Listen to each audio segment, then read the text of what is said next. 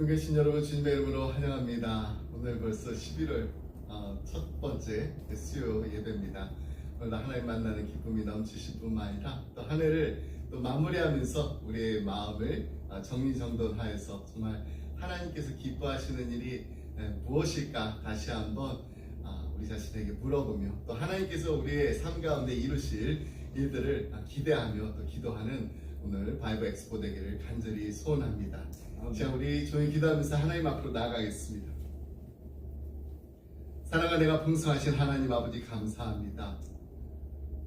지난 10개월 동안도 하나님께서 함께 해주셔서 이 자리까지 저희들이 무사히 안전하게 주님의 품 안에서 은혜를 누리며 살게 하심을 감사합니다.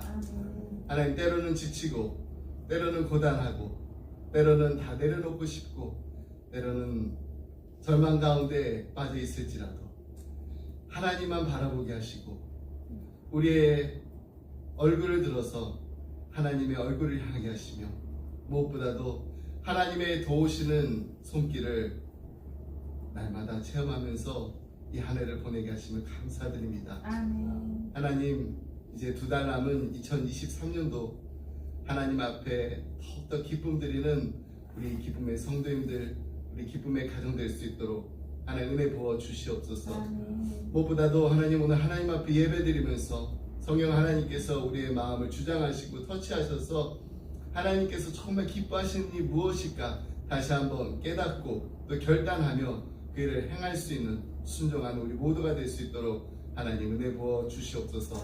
하나님, 예배를 하나님께 올려드립니다. 하나님 홀로 영광 받아 주시옵소서. 감사드리며 이 모든 말씀 예수님의 이름으로 기도드립니다. 아멘. 아멘. 우리 찬송가 214장 함께 찬양하시겠습니다. 214장입니다.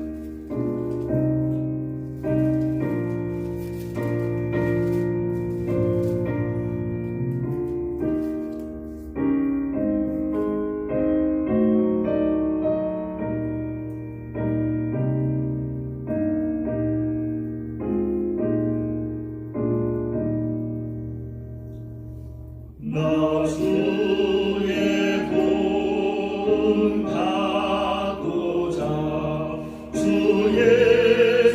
예수님께 뵙니다. 무거워라 가시사 날 받아 주소서. 내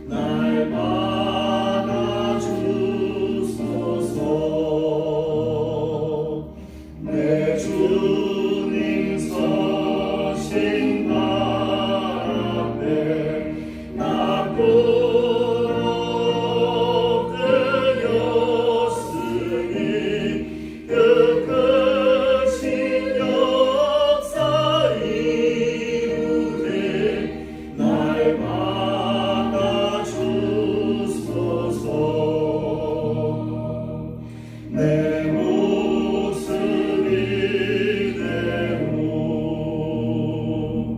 주 받아주소서.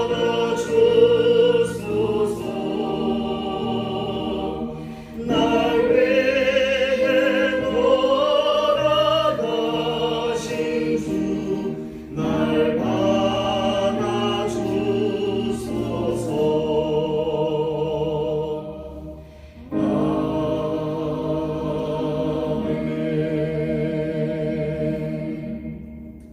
찬송가 589장입니다. 넓은 들의 행복시 찬양하시겠습니다. 589장입니다.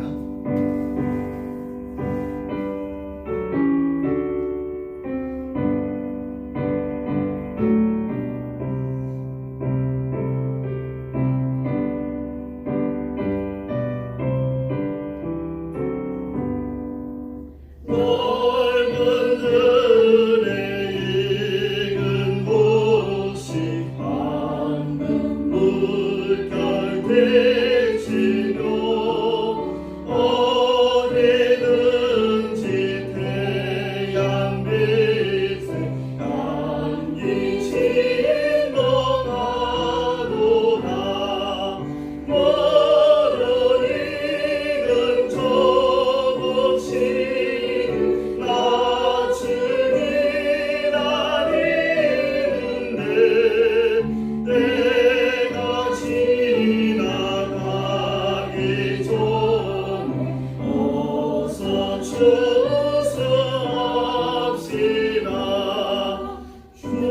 추수할 것 많은 때에 기쁨 매우 적으니 열심히 힘든 일꾼들 주여 보내주소서.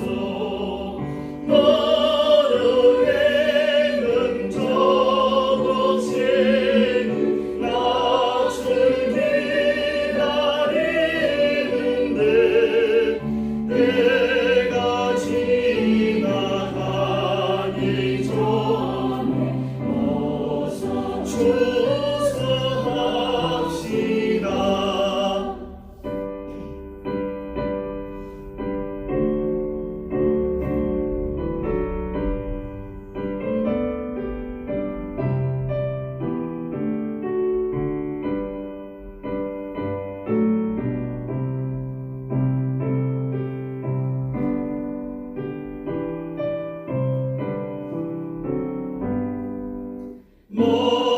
먼동들 때 일어나서 일찍 들에 나가 황혼 때가 되기까지 수수하게 하소서. 멀은 익은 저곳에 낯을 기다리는데 때가 지나가기 전에 어서 추수합시다. 얻어들인 모든 아이고 전부 잠고 드리고 주가 베풀 잔치 자리 우리 찬양하겠네. 멀은 익은 저곳에 낯을 기다리는데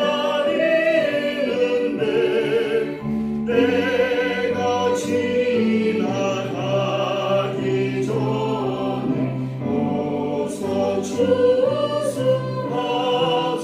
추수합시다.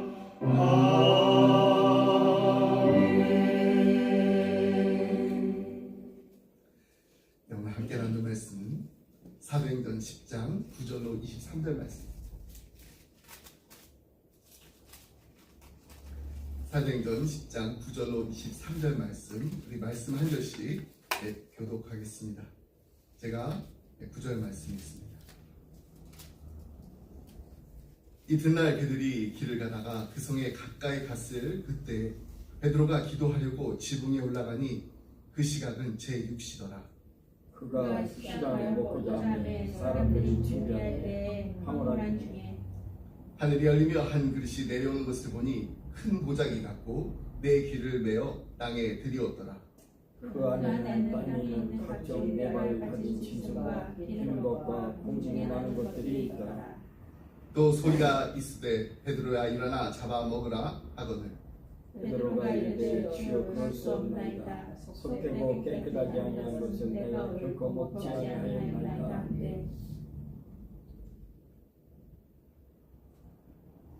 베드로가 이르되 주여 그럴 수 없나이다. 속되고 깨끗하지 아니한 것을 내가 결코 먹지 아니했다 한데 또 두 번째 소리가 있으되 하나님께서 깨끗하게 하신 것을 내가 속되다 하지 말라 하더라. 이런 일이 세 번 있으니 그 그릇이 곧 하늘로 올려져 가니라.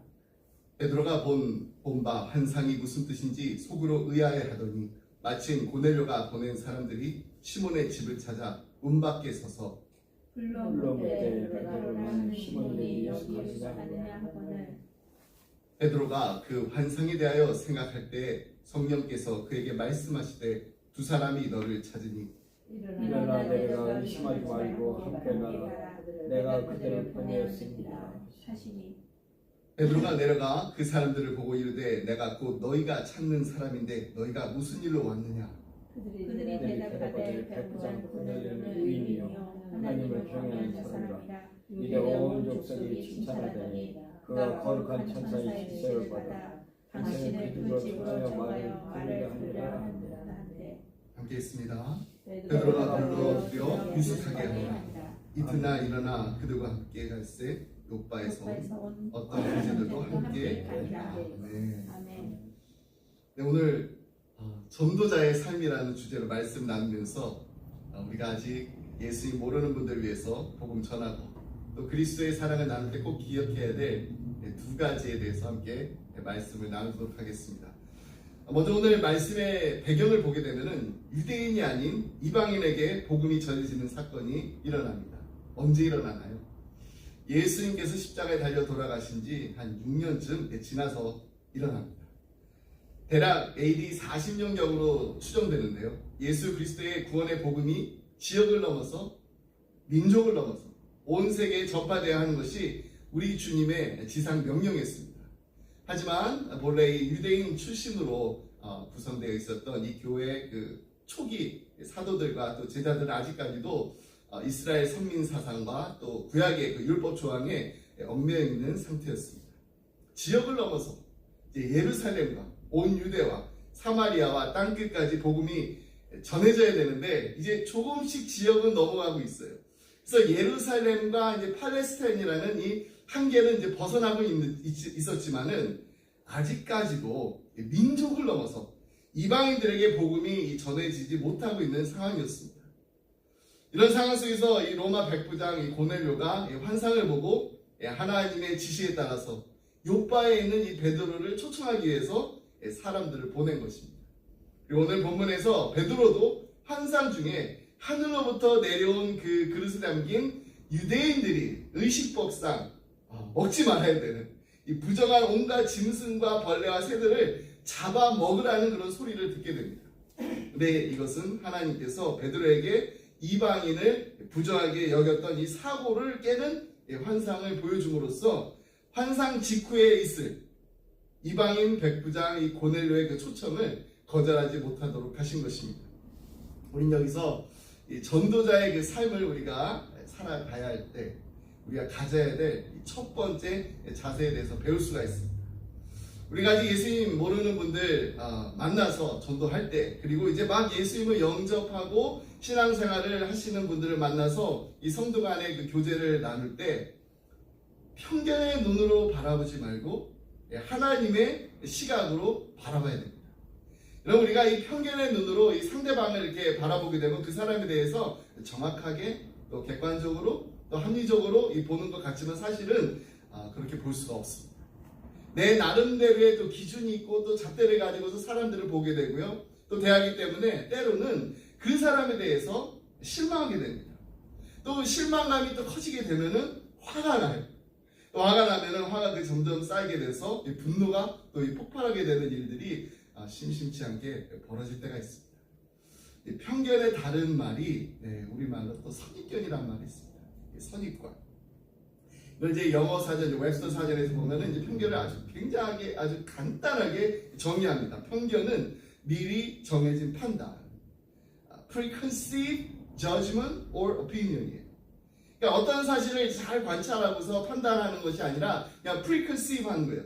미리 정해놓고 미리 정해진 그 판단을 가지고 사실을 대하는 거, 이것을 우리가 선입관이라고 합니다. 데니엘 카너만이라는 심리학자가 있습니다. 사람들이 얼마나 쉽게 잘못된 생각을 하고 또 판단을 내리는지 그 연구를 하면서 이런 실험을 했어요. 근데 그가 이제 사실 심리학자인데 처음으로 노벨 경제학상을 받았습니다. 심리학자로 노벨 경제학상을 받았어요. 우리 나름대로 객관적으로 또 합리적으로 생각하고 있기는 한다고 하지만은 사실 그렇지 못하다는 것을 말합니다. 예를 들면 이런 거예요. 제가 질문 하나 드릴게요. 이 사람의 직업은 무엇일까요? 스티브라는 사람이 있습니다. 매우 수줍어하고 소심한 성격입니다. 착하고 성실하지만 주변이나 또 다른 일에 특별히 관심을 보이지 않습니다. 온순하고 착하며 예의 바르며 또 정리정돈을 잘하며 깔끔합니다. 세밀한 부분까지 열정적으로 점검하고 꼼꼼합니다. 스티브는 라이브러리에서 일하는 도서관 사서나 아니면은 밭에서 일하는 농부, 둘 중 어떤 사람이 될 가능성이 높을까요? 보통 이런 사람은 그래도 이렇게 라이브에서 이렇게 정리정돈도 잘하고 그러니까 라이브러리 사서가 날 거야. 아마 10중 8구는 스티브는 전형적인 그런 사서 스타일하고 단정을 지을 것입니다. 그러나 미국의 그 농부의 그 파머의 그 숫자가요, 사서보다 20배가 더 많다는 사실 우리가 기억해야 됩니다. 농부가 사서보다 훨씬 더 많기 때문에 온순하고 착하며 예의 바르고 정리정돈을 잘하는 사람은 도서관 책상에서보다 트랙터에서 앉아가지고 일할 가능성이 훨씬 높다. 이것이 이 분이 이제 연구한 결과예요. 그럼에도 불구하고 우리는요, 사실 그냥 보이는 게 세상의 전부다, 이런 오류에 빠지게 되면서 what you see is all that is, 정말 우리의 그 판단에 중요한 그 역할을 하는 어떤 통계라든지 증거 이런 것들을 누락될 수 있다는 가능성을 우리가 잊어버립니다. 그러면서 그냥 보이는 대로 그냥 판단하고 결정을 내리는 것입니다.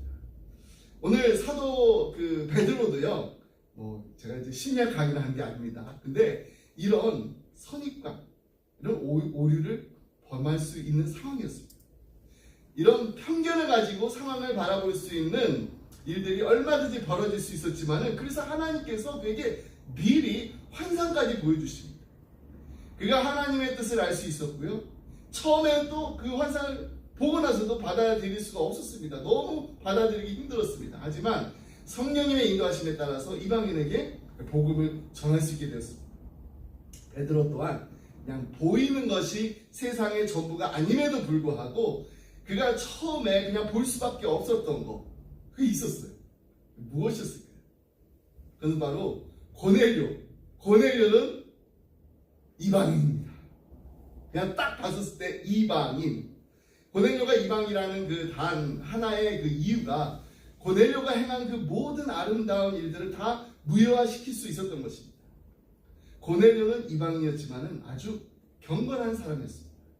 10장 2절에 보면은 그가 경건하여 온 집으로 더불어 하나님을 경외하며 백성을 많이 구제하고 하나님께 항상 기도하더니, 이 고넬료의 삶 세 가지로 특정을 지는다면 이것입니다. 첫 번째, 하나님을 경외했습니다. 두 번째, 백성들도 많이 구제했습니다. 세 번째, 그저 그냥 어쩌다가 그냥 시간 날 때 기도하는 것이 아니라 항상 기도하는 사람이었습니다. 이거 쉬운 일이 아닙니다. 왜냐하면 고넬료는 이단일의 사람입니다. 로마 군대 백부장이었습니다. 로마에서는 이 워낙에 계급이 많기 때문에 백부장 그러면은 그렇게 높은 위치는 사실 아니에요. 오늘날로 말하면 중대장 정도 된다고 합니다. 그러나 이스라엘 나라에서 백부장 그러면은 이건 정말 그 위치는 대단한 위치입니다. 이스라엘 나라에서 가장 높은 계급으로 파견된 사람이 천부장입니다. 그러니까 이스라엘 나라 전체를 다스리는 그 천부장 바로 밑에 있는 직위가 백부장입니다. 근데 고넬료는 자신이 이 백부장의 위치에 있으면서도 이스라엘 사람들이 믿는 하나님을 경외했을 뿐만 아니라 많은 또 유대인들을 구제했다고 성경이 이야기합니다.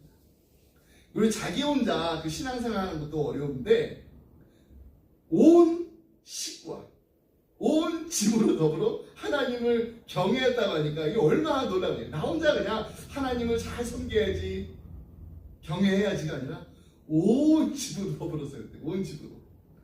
이토록 놀라운 일들이 그런데 사실 베드로에게는 아무것도 아닐 수가 있었습니다. 왜 그랬나요? 바로 그의 신분 때문입니다.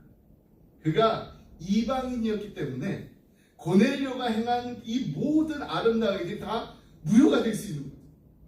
아무도 그의 신앙생활을 통해서 뭐 감동을 받거나 이방인이 이렇게까지 하나님을 경외하면서 도전받지도 않습니다. 왜 그러나요? 고넬료의 그 삶이 부족해서가 아닙니다.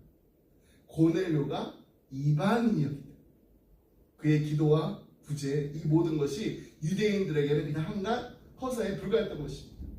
아무리 잘한 뭐해 이방인인 것을 이처럼 편견이라는 것 얼마나 무서운 것인지 정말로 편견은요 사실을 사실대로 보지 못하게 만듭니다. 그나마 고넬료를 보면은 이 고넬료는 그래도 세상에서 좀 성공한 위치에 있습니다. 인품이나 그의 삶에서 나타난 그 선행들을 볼 때 정말 존경할 만하다 그런 사람이었어요.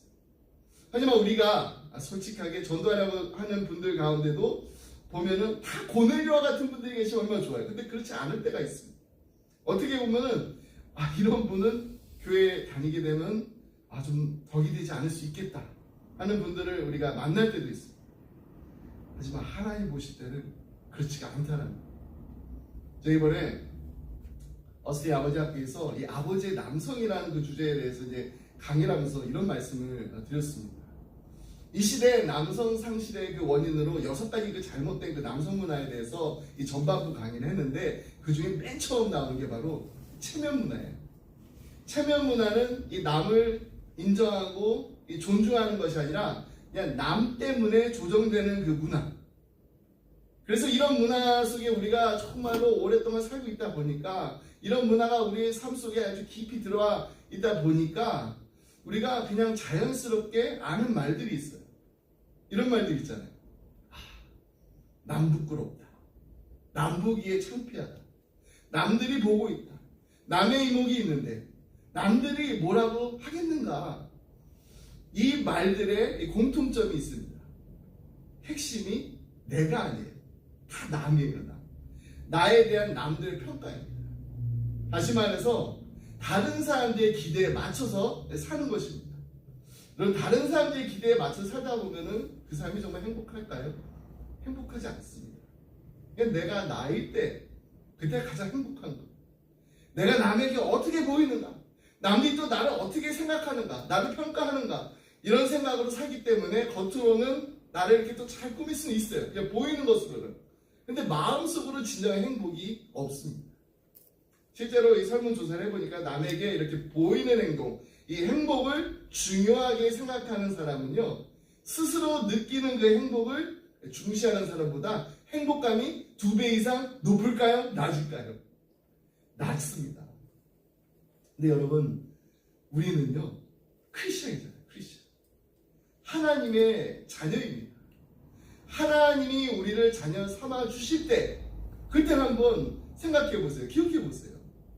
오늘 우리 함께 부른 찬송가 가사처럼 내 모습 이대로 주 받으옵소서. 날 위해 돌아가신 주 날 받으옵소서. 내 모습 이대로 주님 받아주셨는데 우리 주님께서 우리 있는 모습 그대로를 받아주셨다는 게 얼마나 놀라운 은혜인가요? 근데 왜 우리는 우리 자신을 그냥 있는 그대로 받아들이지 못하고 자꾸 가면을 쓰고 꾸미려 하고 감추라는 것일까요?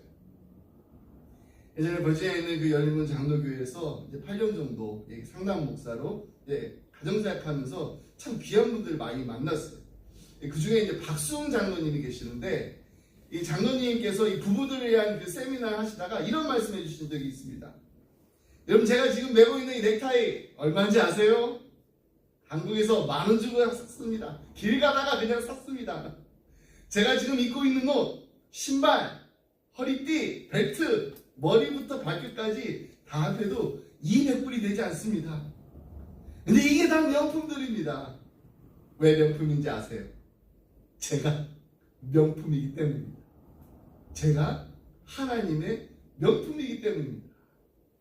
여러분, 우리가 타고 다니는 자동차, 우리가 살고 있는 집, 이런 것들이 우리의 가치를 정해주는 게 아닙니다.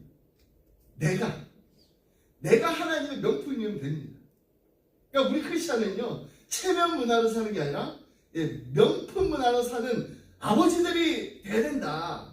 이렇게 제가 이제 강조하고 왔어요.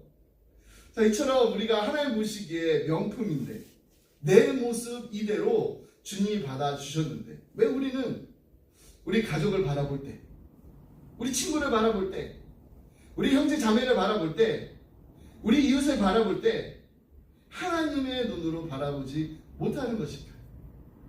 하나님도 분명히 이들을 그냥 있는 모습 그대로 받아주시면서 하나님의 걸작으로, 하나님의 명품으로 만들어 주시고자 하는데 감히 우리가 어떻게 편견의 눈을 가지고 판단하고 정죄할 수가 있겠습니까? 여러분, 우리가 진정한 전도자의 삶을 살기 위해서는, 그리고 우리가 성도 간의 아름다운 교제를 누리기 위해서는 우리가 가지고 있는 이 편견의 눈을 버려야 합니다. 우리가 편견의 눈을 칠할 수 있는 방법이 있어요. 오직 하나, 하나님의 눈, 하나님의 시각으로 상대방을 바라보는 것입니다. 이것이 너무나 중요합니다. 베드로가 하나님이 먹으라고 한 이 음식들 계속해서 그런데 먹을 수 없다 그럽니다. 하나님께서 이렇게 말씀하십니다. 15절 말씀. 두 번째 소리가 있을 때 하나님께서 깨끗하게 하신 것을 내가 속되다 하지 말라 하더라. 하나님께서 깨끗게 하신 것을 우리가 속되다 하면 안 된다는 것입니다. 하나님께서 우리를 바라보실 때 어떤 눈으로 바라보셨나요? 도랑 상자를 집에 들어올 때까지 문 앞에 서서 기다리시는 그런 하나님이 아니십니다. 문을 박차고 달려가가지고 끌어안고 기뻐하면서 잔치를 열어주시는 분이 바로 우리의 하나님, 우리의 아버지십니다. 우리가 편견의 눈으로 바라볼 때 하나님은요, 은혜의 눈으로, 사랑의 눈으로 바라보십니다.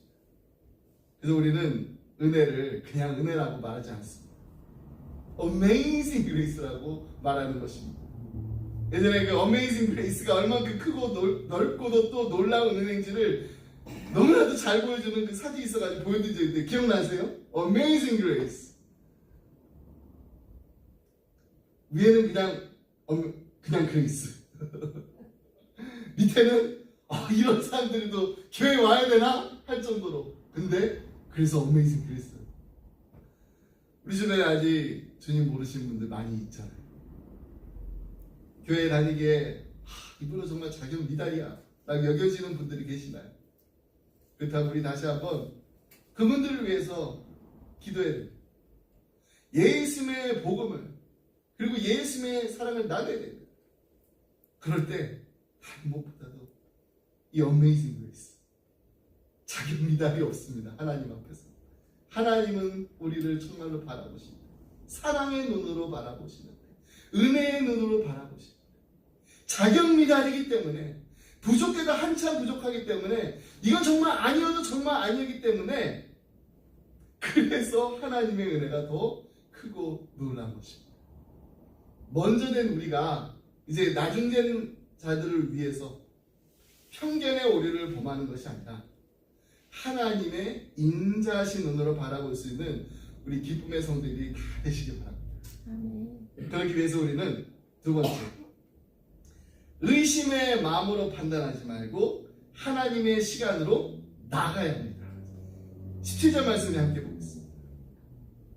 베드로가 본 바 환상이 무슨 뜻인지 속으로 의아해 하더니 마침 고넬료가 보낸 사람들이 시몬의 집을 찾아 문 밖에 서서, 예전 개혁 한글 성경을 보면은 속으로 의심했다라는 겁니다.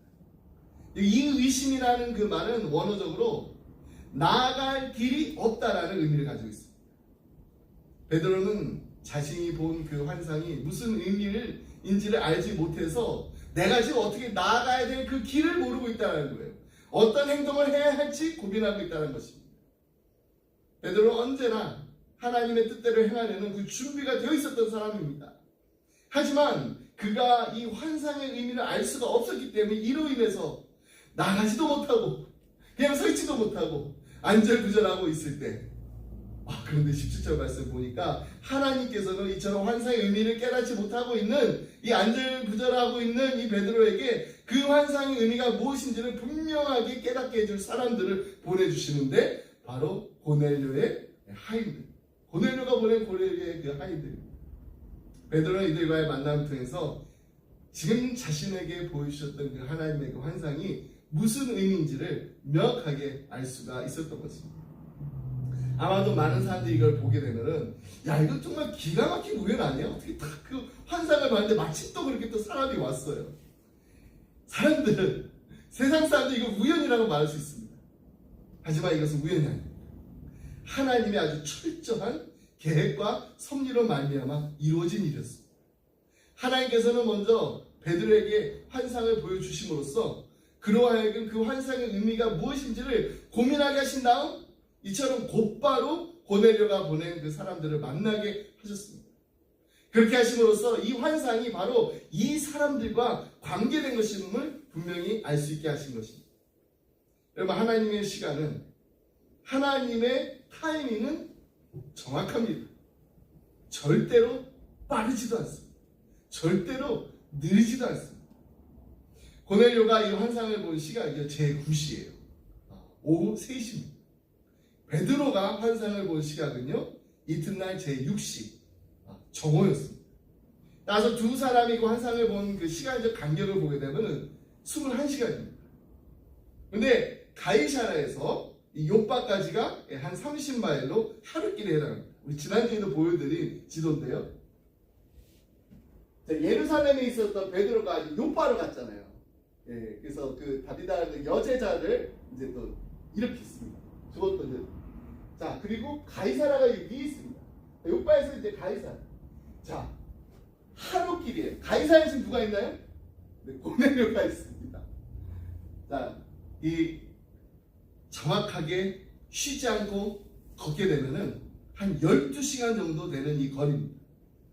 이들이 오후 3시에 출발해서 저녁 늦게까지 걸은 후에 잠을 자고서 또 동틀 무렵인 아침 6시부터 다시 일어나가지고 걷기 시작했다면은 정오가 되면은 이제 요빠에 도착할 수 있습니다. 고넬료의 하인들. 자, 그러므로 이 고넬료가 보낸 사람들, 베드로가 환상을 본 때와 거의 일치하는 그 시기에 베드로가 머물고 있는 이 무두장이 시몬의 집에 당도하게 된 것입니다. 하나님의 타이밍은요, 절대로 우연하게 일어난 일이 아닙니다. 하나님의 정확한 시간, 하나님께서 정해놓으신 방법, 하나님께서 시작하신 일을 하나님께서 이루십니다. 그렇기 때문에 우리는 복음을 전하는 일에 있어서 조급한 마음이 생길 때가 있습니다. 저도 정말 개척교회 하면서 참 조급한 마음이 생길 때가 있는데, 그럴 때마다 정말 인내하면서 하나님의 시간을 기다리면서 나아가는 것이 필요하다는 것을 기도를 하면서 하나님께 자꾸 저에게 그런 마음을 주세요. 인내하면서 기도. 우리가 너무나 잘 알고 있는 이 5만 번의 기도 응답을 받은 조지 빌러. 여러분, 5만 번의 기도 응답을 받았으면 얼마나 많이 기도했을까요? 기도 응답이 5만 번이면은 너무나 우리가 잘 아는 이야기입니다. 하나님께서 어떻게 그의 기도를 응답하셨는지, 또 어떻게 하나님의 시간에 이루어 주셨는지를 잘 말해주는 이야기입니다. 정말 기도하면 조지 빌러인데요. 자기 평생을 통해서 아주 구체적으로 기도를 하고 또 기도응답 받았다고 생생하게 기억할 수 있는 그 사건만 해도 무려 5만 가지.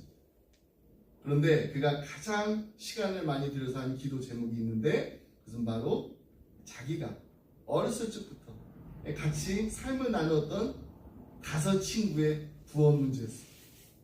뮬러가 이 5 친구를 위해서 정말 오랜 시간 동안 계속해서 기도했습니다. 그래서 이제 한두 사람이 이제 믿기 시작해가지고 3명까지는 그래도 구원을 받았어요. 근데 끝까지 믿지 않는 이 친구 2사람이 있었습니다. 뮬러가 이 2 친구를 위해서 정말 얼마나 기도했는지 무려 52년이에요. 52년. 제가 지금 올해 52입니다. 52년 동안 그들의 구원을 위해서 기도했지만은 헛수고였어요. 이제 노년이 돼가지고 병석에 누운 뮬러가 서서히 자기의 인생의 그 마지막 날이 오는 것을 느끼고 이제 마지막 힘을 다해서 그가 정말로 살아가는 교회에서 마지막으로 설교하기를 간청했습니다. 근데 그 마지막으로 설교하던 날 그의 안 믿는 친구가 우연히 그냥 참석한 거예요. 우연히 참석했다가 뮬러 목사님의 그 설교를 듣고 회개하고 예수 믿게 됐습니다. 아멘. 몇 명이 됐나요? 그럼 이제 5명 중에 4명이 이제 믿게 된 거예요. 그러나 나머지 한 친구는 그 친구의 그 구원은 보지 못하고 뮬러가 세상을 떠났습니다. 그 후에 그때까지 안 믿고 있던 친구가 뮬러가 이제 죽었다는 그 죽음의 소식을 듣게 됐어요. 그리고 그 친구가 뮬러가 자기를 위해서 무려 52년이나 기도했다는 그 이야기를 듣게 됐습니다. 뮬러가 죽은 바로 그해 그 소식을 들은 이 친구가 결국 예수님을 믿게 된다. 믿은 후 그 친구가 전 영국을 순회하면서 이런 간증을 했습니다. 뮬러 목사님의 기도는 모두 응답되었습니다. 그리고 저는 그 최후의 응답입니다. 여러분, 그동안 우리가 교회에서 그리고 우리의 정말 기도의 자리에서 가슴에 품고 눈물을 뿌려가며 기도하고 있는 아직 주님을 만나지 못한 우리 이웃들이 있습니다. 우리 가족들이 있습니다. 우리 친구들이 있어요. 이들이 하루라도 빨리 주님의 품으로 돌아오기를 정말 간절히 바라는 마음으로 기도하고 있지만은 한 해가 지나고 2해가 지나고 또 5년이 지나고 10년이 지나도 아무리 기도를 해도 우리의 기도에 응답이 없습니다. 그럴 때마다 우리는 낙심할 수도 있고 이제 정말 기도할 만큼 했으니까 여기까지인가 보다 라고 생각할 수도 있습니다. 그럴 때마다 우리 잊지 말고 기억해야 될 것이 있습니다. 그것은 바로 우리는 하나님의 시간을 알지 못하지만 하나님의 타이밍은 정확하다라는 것, 이것을 우리가 기억해야 돼요. 그럼 우리 낙심하지 말고 쉬지 말고 포기하지 말고 끝까지 응답 받을 때까지 기도하시기 바랍니다. 언제까지요? 우리의 목숨이 닿을 때까지. 그래서 조지 뮬러의 그 친구가 했던 고백이 우리 가족들의 입술에서, 우리 친구들의 입술에서, 우리 이웃들의 입술에서 흘러나오길 바랍니다. 뮬러 목사님의 기도는 모두 응답되었습니다. 그리고 저는 그 최후의 응답입니다. 이 아름다운 간증이 우리 기쁨에게 성도님들의 삶에 풍성히 열매 맺게 되는 전도자들이 다 되시기를 주님의 이름으로 축복합니다. 말씀했습니다. 사업을 하는 한 장로님이 믿지 않는 친구들과 이제 골프를 치게 되셨다고 합니다. 그날따라 이렇게 퍼팅이 잘 안 돼. 저 퍼팅이 사실 뭔지 몰라요. 퍼팅이 잘 안 되니까 이 장로님이 오늘 와인이 안 되노 라고 이렇게 혼잣말로 하셨다고 그래요. 근데 옆에 있던 이 친구가 와 걱정하노 기도하면 될 텐데 이렇게 또 말씀하셨다고 합니다. 이게 어디 사투리인가요? 경상도인가요? 그 말을 들은 장로님이 하도 신기해서 근데 그 친구분이 교회 안 다니시거든요. 야 네가 그걸 어떻게 알았노? 어떻게 하노? 이렇게 반말했더니 양재동 가봐라 거기 그렇게 쓰여있다 라고 대답하더라 합니다. 양재동 가봐라 거기 이렇게 써있다. 왜 걱정하십니까? 기도할 수 있는데. 어떻게 이렇게 주객이 전도되고 말았습니다. 양재동 교육문화회관 앞에 경부고속도로변 자그마한 5층 건물 옥상에 왜 걱정하십니까? 기도할 수 있는데. 이 형광판이 그때 이제 IMF 때문에 외환위기 막 직전부터 이렇게 걸려 있었다고요. 이 고속도로 오가는 사람들이면 밤낮으로 이걸 볼 수 있었기 때문에 이게 믿는 사람이나 안 믿는 사람이야 정말 이거 그냥 이렇게 보면서 읽고서 큰 위로를 받았다는 사람들이 많았다고 합니다. 저는 오늘 왜 걱정하십니까? 기도할 수 있는데 라는 말로 여러분들을 위로하고 또 도전하기 원합니다. 여러분, 베드로가 기도하고 있었을 때 환상을 봤어요. 고넬료도요 기도했습니다.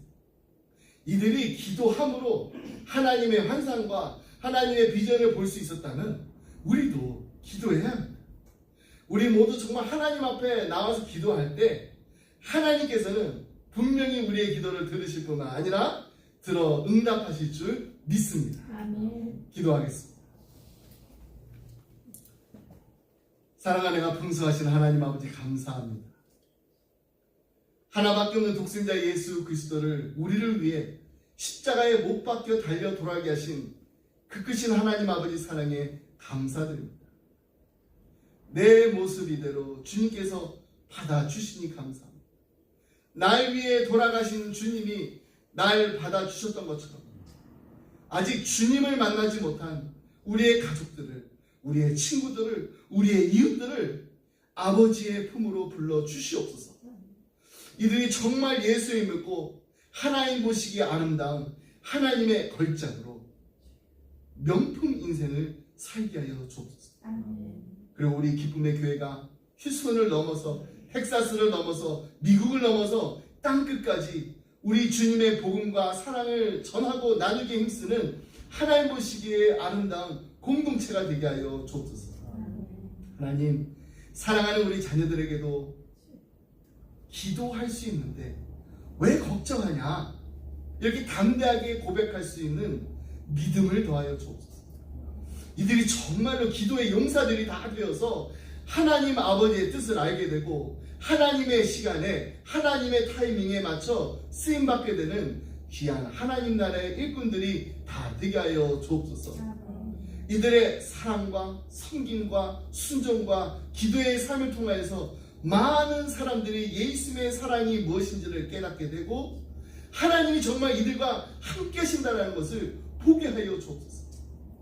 한 해를 마무리하면서 그동안 우리가 함께 간절한 마음으로 기도하고 있는 영혼들이 주님께로 돌아오게 되는 추수의 기쁨을 하나님 아버지와 함께 누리는 기쁨의 교회, 기쁨의 가정, 그리고 기쁨의 자녀들이 되게 하여 주옵소서. 이 모든 말씀 우리를 사랑하시는 예수 그리스도 이름으로 기도합니다. 아멘. 아멘. 이제 우리 다 같이 기도할 수 있는데 왜 걱정하십니까? 함께 부르겠습니다.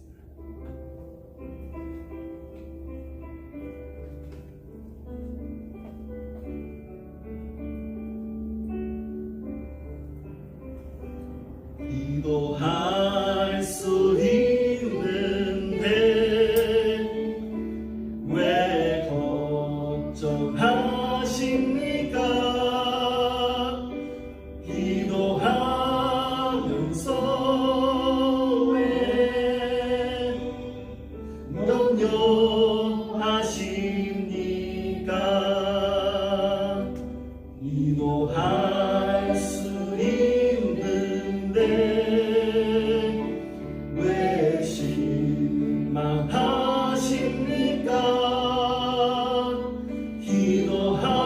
기도하면서 왜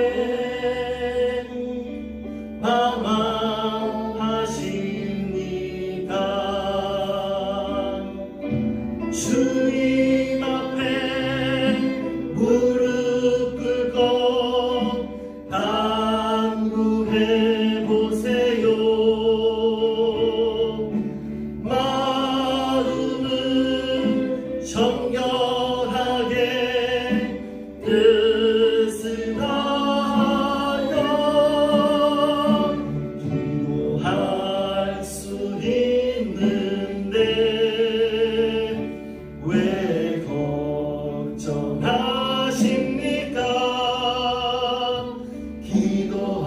기도하면서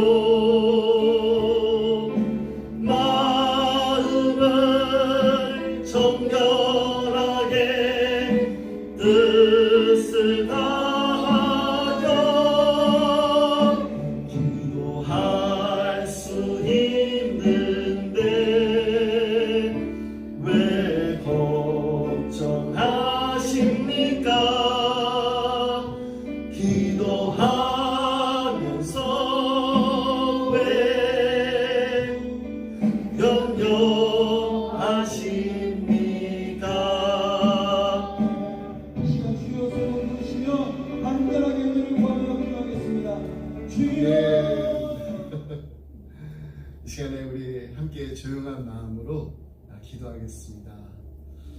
하나님, 그동안 저희들 우리 가슴에 품고 기도한 사랑하는 가족들, 또 사랑하는 우리 친구들, 또 사랑하는 우리 이웃들이 있습니다. 우리 사랑하는 형제 자매들이 있습니다.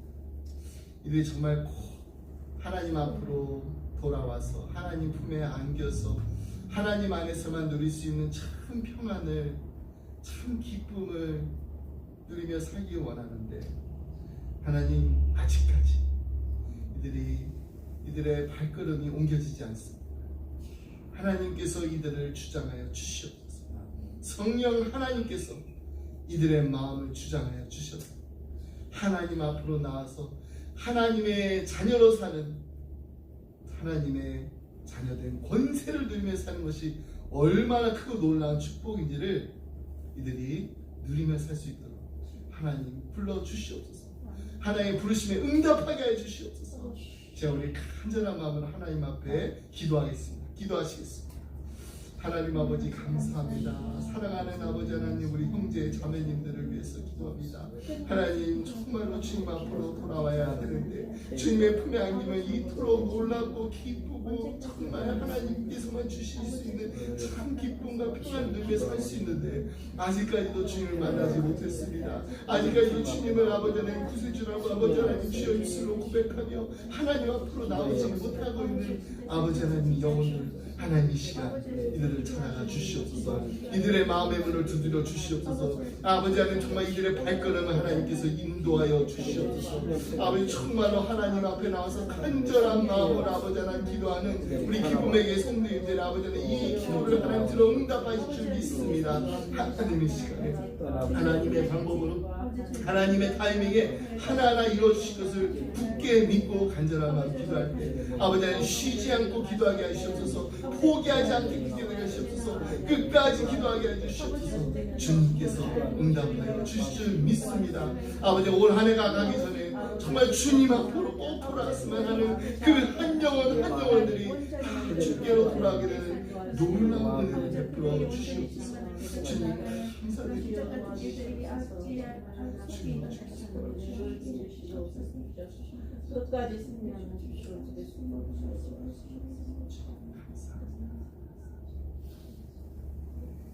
이제는 우리 주 예수 그리스도의 은혜와 하나님 아버지의 그 크신 사랑과 성령님의 감동함과 교통하심, 하나님 우리를 먼저 하나님 자녀로 삼아주신 것을 감사합니다.